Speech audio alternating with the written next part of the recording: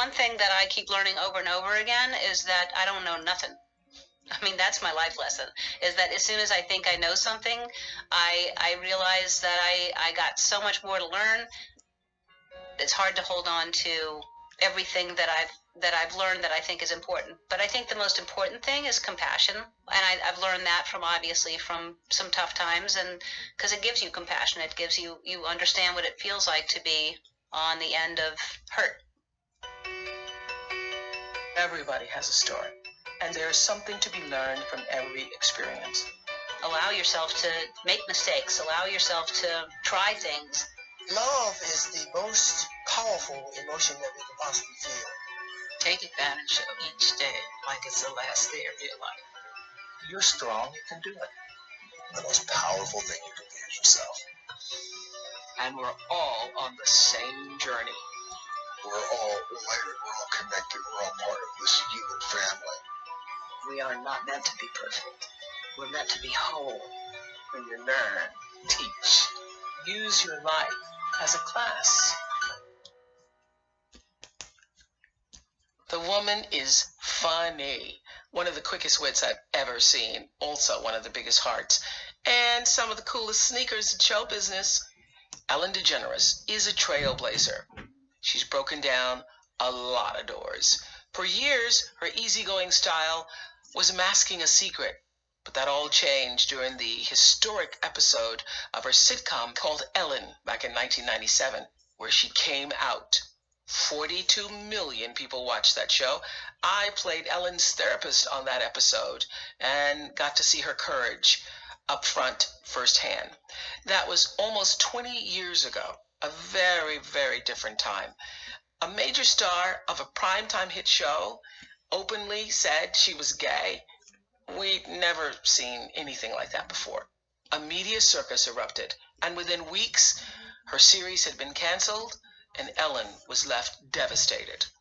But our culture and the way we accept one another for who we are were never the same. Ellen didn't set out to change the world by stating her own truth, but ever since she was a kid growing up in Louisiana, she always looked at things just a little differently from the rest of us.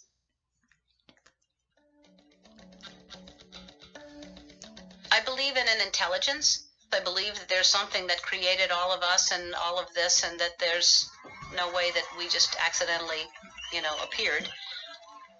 You can call it God. It's a label that we all decided to put on this intelligence. You think about a man in a white beard and a robe, and I don't know why people think God doesn't have regular clothes, why God always has to have a robe on. It just seems like, couldn't God be wearing a suit or something? I don't know.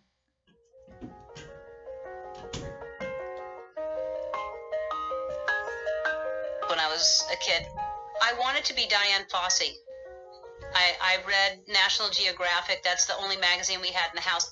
I just was fascinated by Africa. I was fascinated by the gorillas, and I thought, that's what I want to do. I'm going to live in Africa, and I'm going to save the gorillas, and I'm going to devote my life to that. And somewhere along the line, I realized that I don't like mosquitoes and bugs, and there's a lot of them in the jungle. So I decided maybe there's something else for me to do. But it was very clear to me. I saw things that other people didn't see. And I saw things that weren't either valued or understood or paid attention to.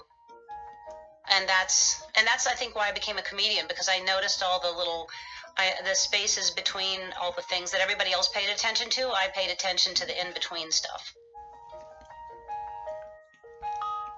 I was very much a tomboy and climbed trees and loved animals and collected everything that was outside that was hurt and needed saving.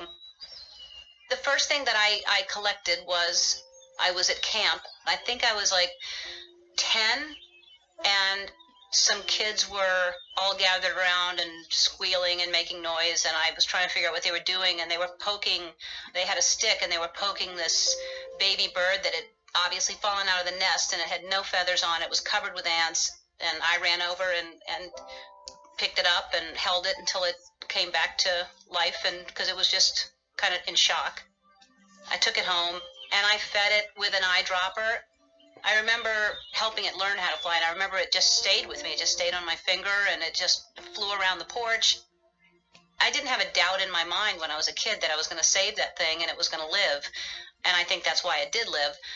As an adult, and I look back on how tiny that thing was and how fragile it was, it's a miracle that it lived.